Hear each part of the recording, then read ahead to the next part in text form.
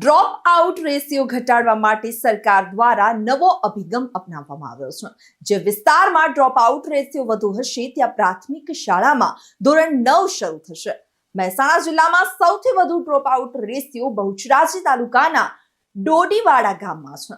ગત વર્ષે આ ગામમાં ધોરણ 8 બાદ 30 વિદ્યાર્થીએ અને આ વર્ષે 15 વિદ્યાર્થીઓએ ધોરણ 9માં પ્રવેશ નથી મેળવ્યો। ત્યારે આ ગામની પ્રાથમિક શાળામાં ધોરણ 9 શરૂ થશે। સરકાર દ્વારા ધોરણ 9 શરૂ કરવા માટે દરખાસ્ત મંગાવવામાં આવી છે।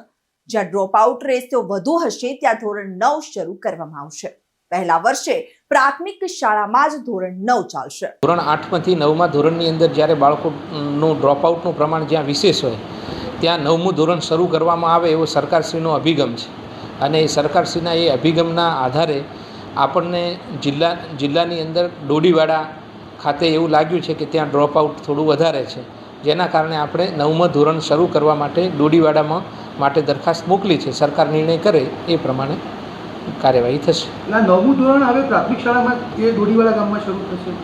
ના, એટલે શરૂઆતમાં એવું હોય છે કે જો માધ્યમિક શાળા શરૂ કરતાં પહેલાં એના માટેની જગ્યાની બધું જો ઉપલબ્ધ ના હોય અને એવી પરિસ્થિતિ હોય તો આપણે પ્રાથમિક શાળાનું મકાન એના માટે આપતા હોઈએ છીએ। તો શરૂઆતના તબક્કામાં પ્રાથમિકના ટીચરો 9મું ધોરણ ભણાવશે?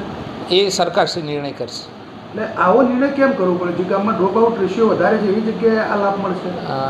જે ગામની અંદર એટલે ખાસ કરીને આપણા પાસે આવી દરખાસ્ત માગેલી હતી અને એ દરખાસ્તના આધારે આપણે કે જ્યાં ડ્રોપ આઉટ રેશિયો વધારે હોય અને ભૌગોલિક રીતે પણ માધ્યમિક શાળાઓ વચ્ચેનું અંતર વધારે હોય તો એવી જગ્યા એવી સ્થળ આપણને માગેલું હતું, એ આધારે આપણે મોકલ્યું છે, સરકારશ્રીને દરખાસ્ત મોકલી છે।